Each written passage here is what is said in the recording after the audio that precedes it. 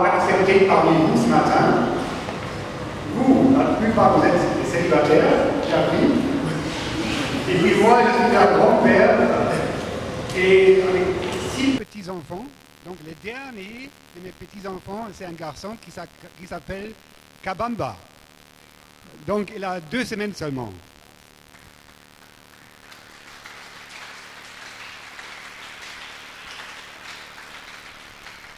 Parce qu'on a appris que Kabamba a la même signification que mon nom. Parce que moi, je m'appelle Hartmut. Hartmut, ça veut dire Dieu, courage. Donc quelqu'un qui est courageux. Et Kabamba, ça veut dire celui qui ne recule pas devant un danger. Donc il est courageux. Donc moi aussi, je m'appelle Kabamba, mais en allemand, c'est Hartmut. Voilà.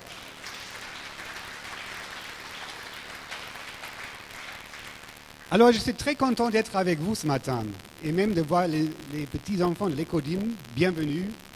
Je vais essayer aussi d'introduire peut-être 2-3 petites histoires dans la prédication que vous pouvez bien comprendre. Mais j'ai appris que vous, pour cette année, vous avez un leitmotiv. Je crois le premier semestre, vous avez parlé que vous êtes le sel de la terre. Et maintenant, ce deuxième trimestre, vous réfléchissez plus sur la lumière du monde. C'est ça, n'est-ce pas? Moi, je pense que c'est très, très bien.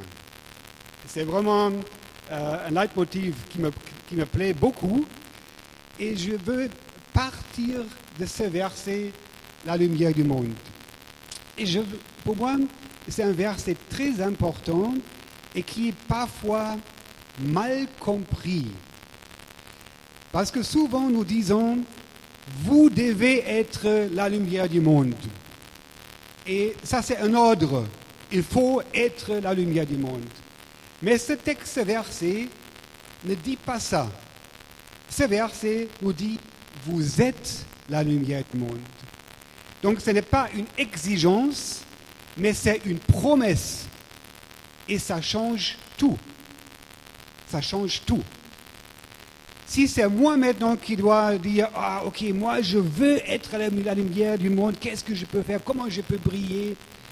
Là, c'est moi qui va réfléchir, moi qui va faire, je vais faire. Parfois, je vais échouer, parfois je suis mécontent, je suis déçu de moi-même, parfois je suis fier. Mais si c'est une promesse, ça veut dire ça vient de l'extérieur. Et ça, c'est même le centre de tout l'évangile, cette différence. Et ce n'est pas seulement le centre de l'évangile, mais c'est même le centre de toute la réforme. Et je crois que vous êtes une église protestante, donc on est des enfants de la réforme.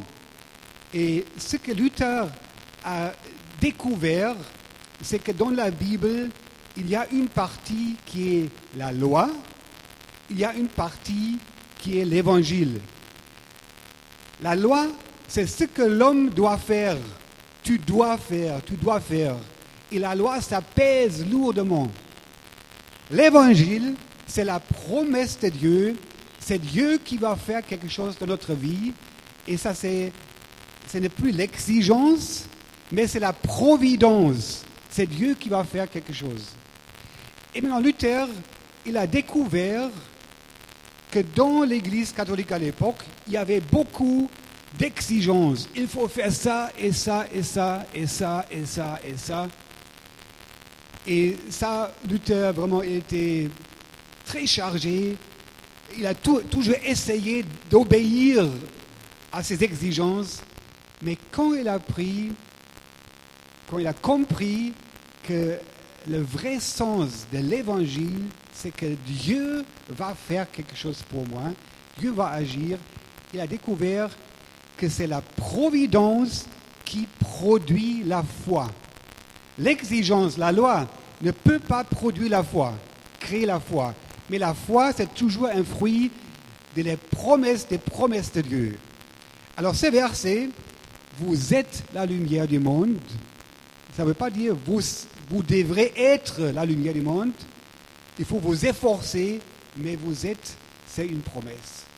Alors ce matin, je veux partir de ce principe de cette vérité, la différence entre l'exigence et la providence.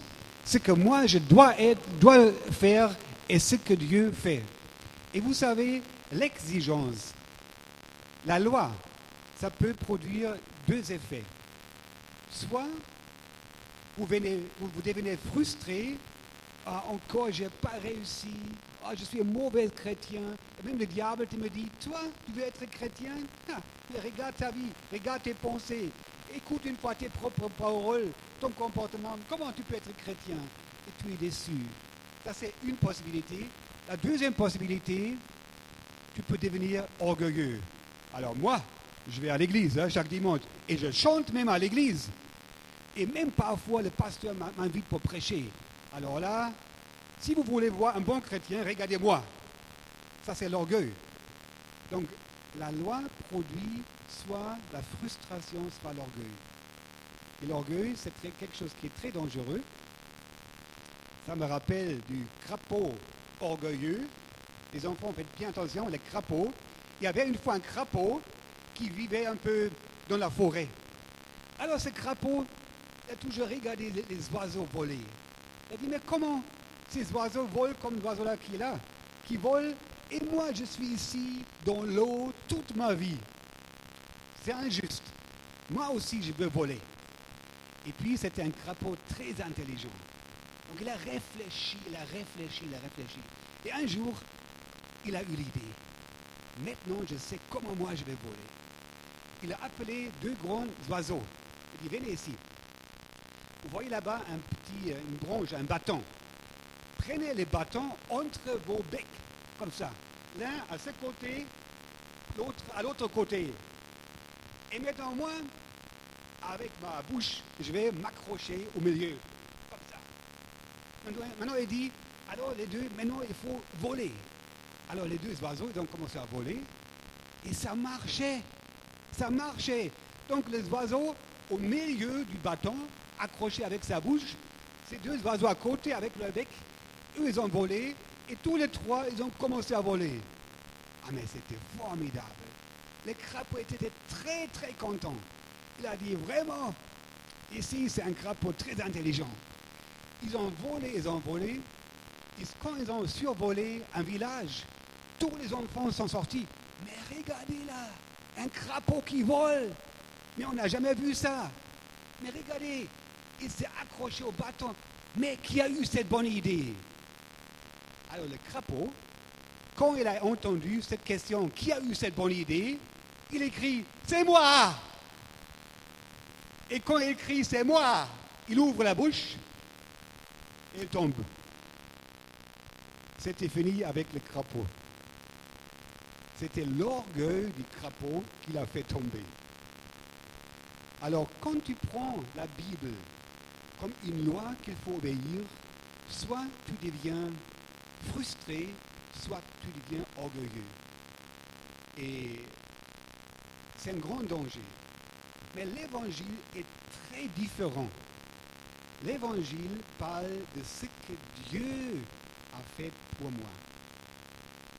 Et je crois qu'il y a beaucoup même des chrétiens qui ne comprennent pas toujours bien cette différence. Et moi, même dans ma propre vie, je vois souvent que la voix de la loi crie parfois très fort, même en moi-même. Et parfois, je fais aussi des choses parce que je pense, en tant que bon chrétien, il faut le faire comme ça. Mais ça ne produit pas vraiment la vie.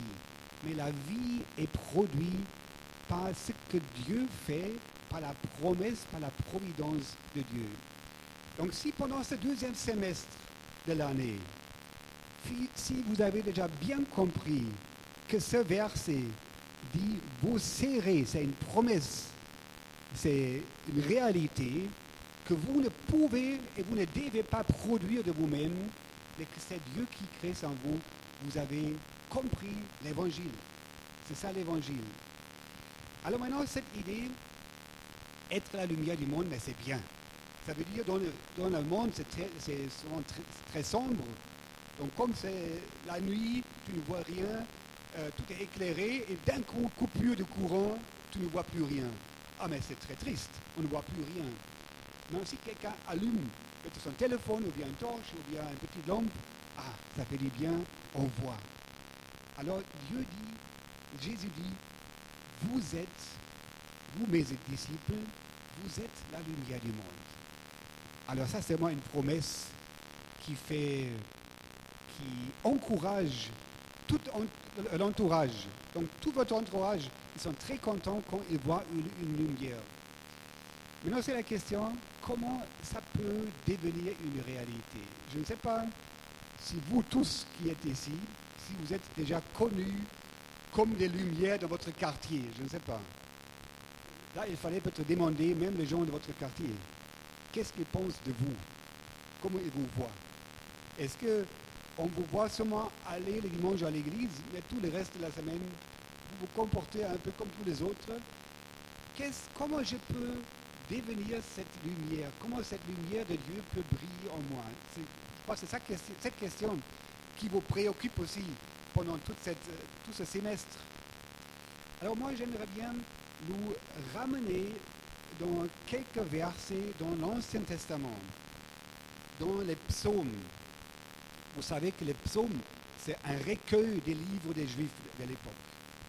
Alors c'était un recueil très important, souvent pendant les cultes, ils ont chanté des chants, et tous les psaumes sont adressés à Dieu. On parle à Dieu. Ou bien on dit au peuple de louer Dieu. Ce sont des chants qui s'adressent à Dieu. Il y a deux psaumes qui sont différents. Ce sont les deux premiers psaumes. Et les deux psaumes, c'est une introduction dans le livre des psaumes. Le psaume 1 et le psaume 2. Et dans ce psaume, on ne parle pas à Dieu. Le psaume ne s'adresse pas à Dieu, mais c'est plutôt une observation. On regarde un peu tous les religieux de l'époque. Tous ceux qui vont dans le temple, comme à l'époque, les Juifs, tout le monde était religieux. On les a observés. On a vu, il y a deux groupes. Il y a des gens qui sont vraiment très, très heureux. Il y a d'autres, bien qu'ils vont toujours au temple là, mais on ne les voit pas très heureux. Alors, quelle est la différence entre les deux? Et le psaume 1, maintenant, il explique la différence entre ceux qui sont heureux et ceux qui sont malheureux. Et le psaume 1, c'est un de mes psaumes préférés. Parce que moi aussi, je veux être heureux. Et je crois vous aussi, je suppose que vous aussi, vous n'êtes pas contre d'être heureux. Et peut-être beaucoup parmi vous, vous pensez encore, si un jour, je pourrais faire partie du groupe des mariés là-bas, là, je serais vraiment content. C'est ce que moi j'ai pensé quand j'étais jeune. J'ai dit, mais si un jour je vais être marié, là, c'est le bonheur. Je vais être très content. Après, j'ai compris qu'être marié, c'est bien, mais ce n'est pas une garantie d'être heureux.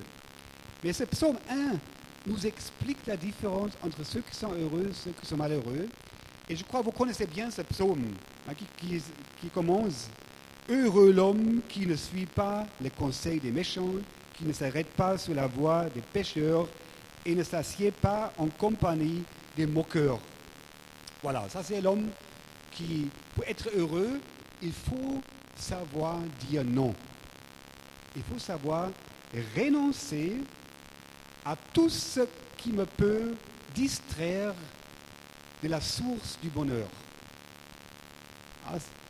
Alors, si vous voulez être la lumière du monde, il faut savoir, celui qui veut briller, il faut savoir dire non aux choses, aux influences de ma vie quotidienne.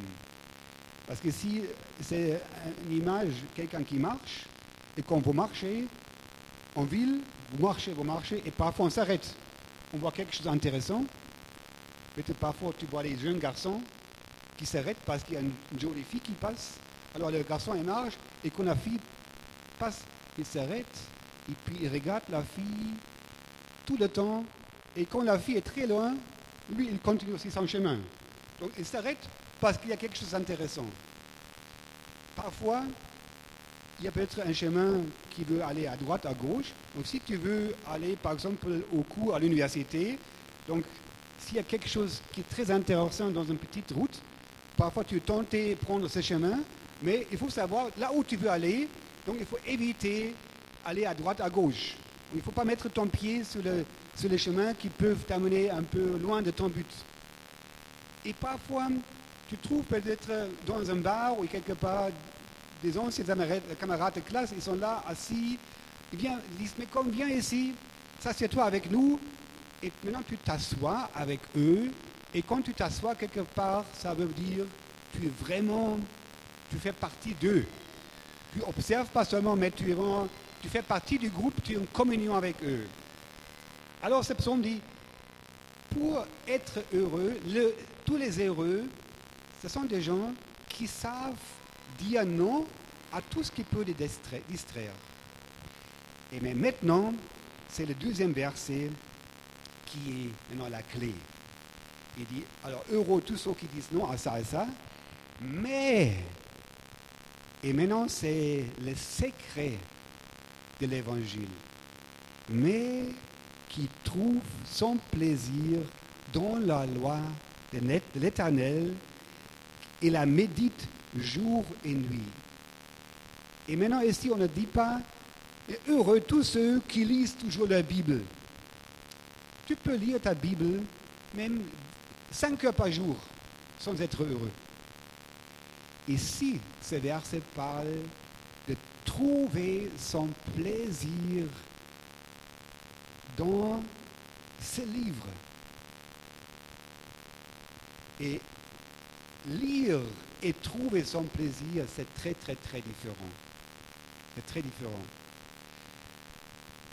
Alors, d'abord, il y a malentendu, parce que si on comprend trouver son plaisir dans la loi de l'Éternel, on dit, mais comment? La loi qui me dit, il faut faire ça, il faut faire ça, il faut faire ça, comment tu peux trouver ton plaisir dans la loi? C'est impossible. La loi ne peut pas créer un plaisir. La loi peut un peu limiter les dégâts. Et non, il faut comprendre, si le texte ici dit la loi de l'Éternel, en grec, en hébreu, le mot n'est pas ici loi, comme nous comprenons la loi, il faut faire ça et ça, mais on dit plutôt la Torah. La Torah, c'est le livre de la loi, ce sont les 5 livres de Moïse. Et ça, c'est une très grande différence, parce que les 5 livres de Moïse, c'est un rassemblement, c'est la révélation divine au peuple d'Israël. C'est là où Dieu se révèle. Il se révèle d'abord comme un Dieu de providence, comme un Dieu qui aime les hommes, comme un Dieu qui est amoureux de l'homme. C'est comme une lettre d'amour. Et maintenant, dans la loi de Moïse, il y a aussi les 10 commandements, c'est vrai, il faut faire ça et ça et ça, mais il y a des passages, même avant les 10 commandements, Dieu dit, c'est moi qui est ton Dieu qui t'a délivré d'Égypte. Donc je t'aime, j'ai fait beaucoup de choses pour toi. Tu as vécu ma providence. Et maintenant, la loi, ce que tu dois faire, c'est une suite de ce que moi j'ai fait pour toi. Donc vous voyez déjà dans la Torah, l'évangile est là. C'est Dieu qui agit. Et nous, en tant qu'hommes, je réagis par rapport à ce que Dieu a fait d'avant.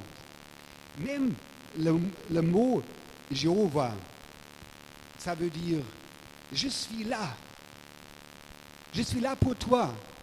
Quand Dieu a dit à Moïse, dis à mon peuple, je m'appelle Jéhovah, je suis là pour vous. C'est parfois comme peut-être la nuit, un petit enfant veut dormir, il y a l'orage dehors, beaucoup de bruit, des tonnerres, des éclairs, alors l'enfant a peur. La maman peut venir et dire, il ne faut pas avoir peur, je suis là pour toi, je te protège. C'est ça qui veut dire Jéhovah, je suis là pour toi. C'est un nom de providence, il prend soin de nous. Donc, si tu trouves ton plaisir dans la loi de l'Éternel, ça veut dire tu es là, tu écoutes la révélation de Dieu qui veut te montrer qu'il t'aime. Alors, pour celui qui a compris ça, la Bible devient une lettre d'amour. Et c'est plus une loi, mais c'est une lettre d'amour que je veux comprendre. Ça me rappelle quand j'étais étudiant.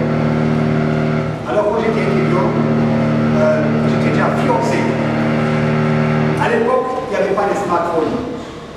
n'avais pas, même pour téléphoner, c'était très difficile. Alors, ma fiancée et moi, chaque semaine, on s'écrit une lettre. Alors, le jour où j'ai reçu la lettre de la semaine, j'étais très content, très content. Donc, j'ai pris la lettre et puis j'ai ouvert. D'abord, j'ai senti, ah, ça sent bon. Et après, j'ai ouvert doucement l'enveloppe et j'ai sorti. J'ai regardé. Waouh! Quelle belle écriture! Et bien, on passe un petit. Et je commençais à lire. Doucement. Chérie. Ah, vraiment. Et puis j'ai lu une fois. J'ai lu encore une fois. J'ai lu la lettre de ma poche. Je me suis apprêté pour aller au cours. Avant de quitter la maison, j'ai encore sorti la lettre. J'ai lu encore une fois. Wow. Alors je l'ai mis. Je suis parti pour aller au cours. En marchant, j'ai sorti ma lettre. En marchant, j'ai dit. Ah, très content. Même parfois, je pouvais prendre quelque chose parce que je n'ai pas fait attention. Maintenant, j'entre dans la classe, dans le cours à l'université. J'étais assis un peu derrière, et que je sois un peu plus tranquille. Alors, pendant que le professeur donne son cours ici devant, moi j'étais assis là derrière, et je sors comme ma lettre. Ah, très content. Alors, le professeur pensait au moins un étudiant qui aime mes cours, hein? Il est très content. Mais il ne savait pas que je n'avais pas suivi les cours. J'étais plongé dans cette lettre. Alors quelqu'un qui m'observe pendant tout ce temps, il pouvait penser, mais ce monsieur-là est bizarre. Pourquoi elle est tellement accrochée à cette lettre-là? Pourquoi elle aime cette lettre? Est-ce que j'ai aimé la lettre? Non. J'ai aimé l'auteur de la lettre. La lettre, pour moi, c'était un support pour être en contact avec l'auteur. Parce qu'en lisant la lettre, j'étais en contact direct avec ma fiancée. Parce que j'ai entendu, j'ai lu ses pensées, ses sentiments. C'est ça qui m'intéressait. Alors, quand tu as compris que ce livre, ce n'est pas le livre de la loi, il faut faire ça et ça et ça et ça. Et c'est un livre, c'est une lettre d'amour de ton Créateur.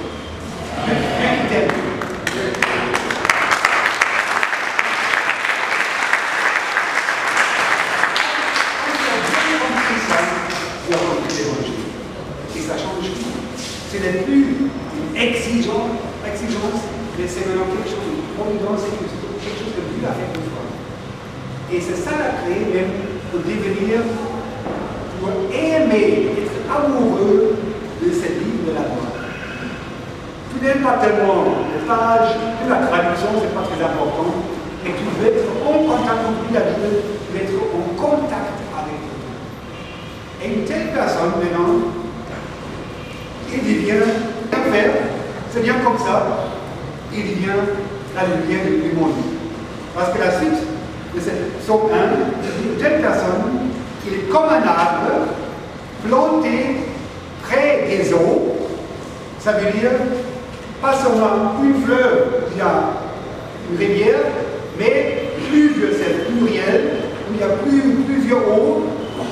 Certainement, c'était une canalisation artificielle pour apporter de l'eau à cet arbre. Là encore, on parle de la provision de cet arbre qui a été planté. Ce n'est pas moi qui ai décidé d'être planté ici, mais c'est Dieu qui m'a planté près des eaux.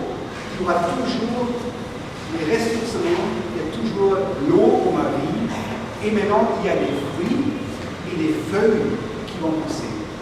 Et vous savez, quand il fait chaud, vous connaissez la chaleur, quand il fait très chaud, en Palestine, un arbre était très précieux.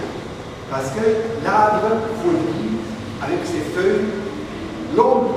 Donc tu pouvais, même l'entourage pouvait s'abriter sous l'ombre de l'arbre. Alors cette image juste de l'arbre et donne des fruits. Il a des feuilles qui ne flétrissent pas, donc il y a toujours de l'ombre. Donc ça veut dire, tout son entourage va dire, ça c'est une personne de valeur. Parce qu'il porte des fruits, pas son comportement, c'est l'entourage qui profite. Ça va? Donc c'est l'entourage qui va profiter des fruits et c'est l'entourage qui va profiter du feuillage, du feuilles. Donc c'est ça, même l'image utilisée dans le psaume avec l'arbre, c'est l'image que Jésus répond dans le Nouveau Testament où vous êtes la lumière du monde. Donc, pour être la lumière du monde, ce n'est pas à moi de m'efforcer de faire quelque chose. Ce n'est pas à la loi, ce n'est pas à l'obéissance que je vais produire la lumière, mais c'est en comprenant ce que Dieu a fait pour moi, en comprenant l'amour de Dieu pour moi. Et je crois que c'est ça même, disons, le défi de la vie chrétienne, cette tension entre l'exigence et la providence. Et comme je disais, si vous avez bien compris cette tension, vous avez pris l'essentiel, vous avez compris même le sens de la Bible versus le sens de la réforme. Peut-être que je veux encore vous illustrer ça avec une autre histoire. L'histoire du petit Étienne. Alors on voit pour les enfants. Il y avait un petit garçon qui s'appelait Étienne. Donc Étienne, c'était l'enfant de la rue, qui vivait comme ça, pas de parents, il vivait dehors dans la rue. Dans le pays, il y avait un roi. Et le roi n'a pas eu d'enfant. Donc un jour, la femme du roi dit à son mari, écoutez, on n'a pas les enfants, mais il faut avoir l'héritier, et bientôt on va mourir, mais qui va me remplacer. Il faut choisir dans ton peuple un enfant que tu vas adopter. Le roi dit oui, c'est une bonne idée, merci, on épouse. Et puis il s'est déguisé pour ne pas être reconnu, de sortir de son palais, se promener pour chercher un enfant. Et puis il a vu Étienne. Et Étienne l'a intéressé. Je ne sais pas pourquoi, mais il dit comment tu t'appelles? Moi c'est Étienne. Étienne, viens, je vais te montrer, viens avec moi. Donc comme Étienne n'a pas de parents, il vient comme ça dehors, il est parti avec ses messieurs, il ne savait pas qui c'est, et puis il s'est approché du palais, et puis quand ça arrivait, le roi dit, tu sais, Étienne, c'est moi ici, je vais le voir, donc je veux que tu viennes avec moi au palais. Et là même, il donne des habits, il le chante, il le lave, il dit, Étienne, tu sais, moi j'ai besoin d'un fils, et je veux que tu deviennes mon fils, je vais l'adopter. Waouh! Étienne, quoi? Moi, fils du roi? Waouh! Mais qu'est-ce que je fais pour mériter ça? Non, tu n'as rien mérité, c'est moi qui ai décidé comme ça. Et puis quand moi je vais mourir, il le roi, toi tu veux être héritier.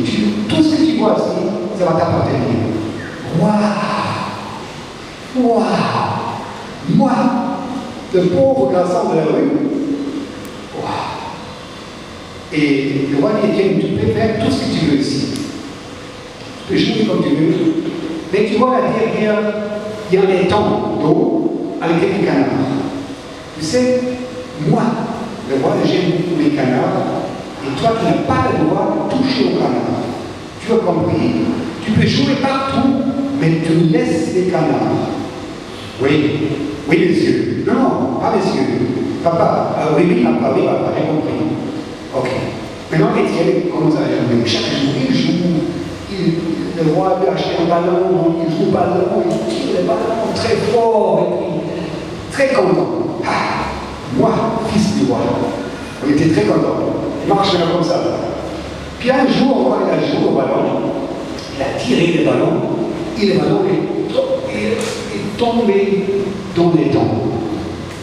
Et puis sa bouche regarde, et le ballon a tué un canard. Oh là là! Oh là là! Puis il regarde, il n'y a personne qui le regarde. Et quand il y a beaucoup de canards, je vais enterrer les canards et le roi ne va rien remarquer. heureusement que je suis intelligent. Alors il a fait toute l'entrée, et puis il a commencé à jouer. Il n'était plus très content, il n'a pas eu vraiment la joie, mais il a continué de jouer. Le lendemain, il voulait encore aller dehors jouer. Il y a les cuisiniers qui appellent Étienne, viens un peu ici. J'ai besoin de ton aide. Tu sais là, aujourd'hui j'ai beaucoup de travaux à la cuisine, il faut que tu l'aides. Moi, fils du roi, travaille à la cuisine. Non, jamais, je ne le fais pas. Je suis occupé. Les cuisiniers, Étienne, tu vois, hier, là, j'ai vu quelque chose avec les canards. Mince! Les cuisiniers vont observer. Donc Étienne n'a plus rien dit. Il est parti à la cuisine, il a travaillé pour les cuisiniers. Alors, le lendemain, il voulait encore sortir jouer. Les cuisiniers appellent Étienne, viens un peu ici. J'ai encore beaucoup de travaux là au jardin. Tu vas m'aider un peu. Moi, fils du roi, me saluer les mains dans le jardin, jamais. Étienne, le canard. Alors, il ferme la bouche. Il part au jardin de travail. Toute la semaine maintenant, il a travaillé. Plus de jeu, plus rien. Alors, il devient très mal. Il dit, moi, fils du roi, tout ça ici appartient, et maintenant je travaille comme un esclave, vous avez dit. Oh, qu'est-ce que je peux faire? Qu'est-ce que je peux faire?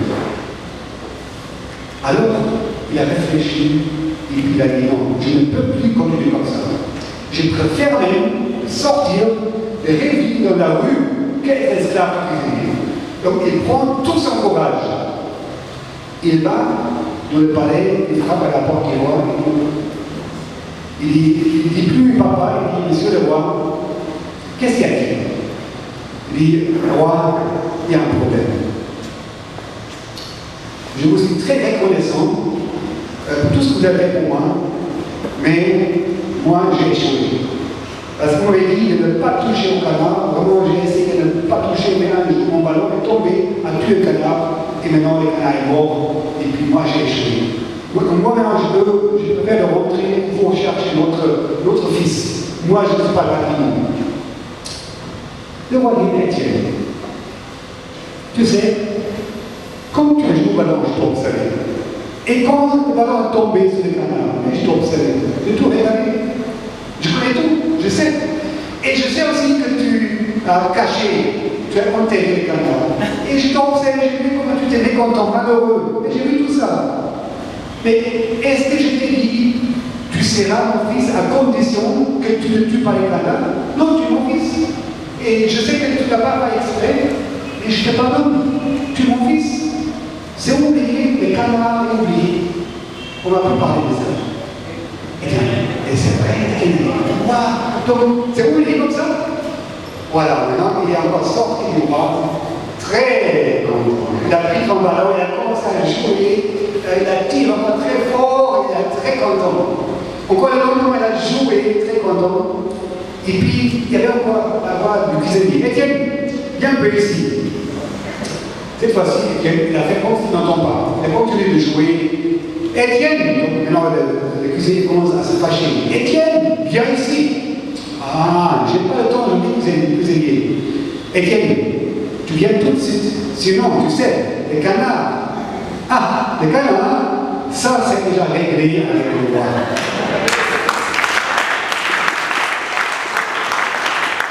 Et à partir de ce jour, le pauvre cuisinier, il devrait travailler seul. Vous voyez la différence entre la loi qui veut nous rendre esclaves et l'évangile, ce que Dieu a fait pour nous, de nous rendre libres. Donc, si vous avez compris que Dieu est votre roi qui vous aime, qui vous a sorti de vos péchés, même sans que vous avez fait quelque chose pour lui, par pure grâce, là vous avez compris l'évangile. Et là vous avez aussi bien compris ce verset, vous êtes la lumière du monde. Non pas parce que vous avez fait quelque chose, pas parce que les gens vont demander qui a fait que celui-ci est devenu bon chrétien, c'est moi.